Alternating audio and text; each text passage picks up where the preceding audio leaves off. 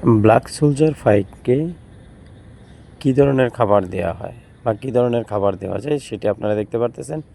এখানে মুরগির উচ্ছিষ্ট যেমন নাড়ি ভুঁড়ি এবং চামড়া এগুলো দেওয়া হয় অধিক প্রোটিন সংগ্রহ করার জন্য, কারণ জৈব প্রোটিন অনেক দ্রুত প্রোটিন সংগ্রহ করতে সহযোগিতা করে, আর উদ্ভিদ প্রোটিন থেকে প্রক্রিয়াজাত করে সেটাকে জৈব প্রোটিনে রূপান্তর করে ব্ল্যাক সোলজার ফ্লাই এবং বিশ্বের সকল প্রাণী। তাই যদি আপনি সরাসরি জৈব প্রোটিন দিতে পারেন, যেমন মুরগির বিভিন্ন উচ্ছিষ্টাংশ, চামড়া, তারপরে আপনার নাড়ি ভুঁড়ি সহ পশু পাখির অন্যান্য অংশ, এটি সবচেয়ে দ্রুত কার্যকরী হয়ে যায়।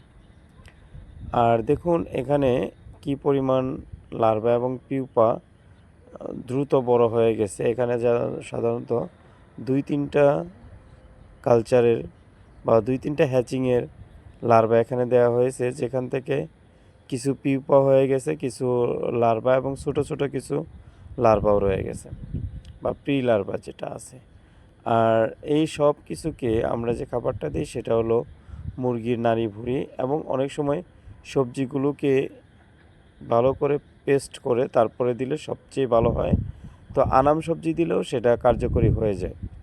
আমরা আমের সিজনে প্রচুর পরিমাণ আম এখানে ব্যবহার করেছি, যার কারণে অনেকটাই খরচ সাশ্রয়ীভাবে আমরা চাষ করতে পেরেছি। আপনারা যদি ব্ল্যাক সোলজার ফ্লাই চাষের পরামর্শ চান তাহলে আমাদের সাথে যোগাযোগ করতে পারেন।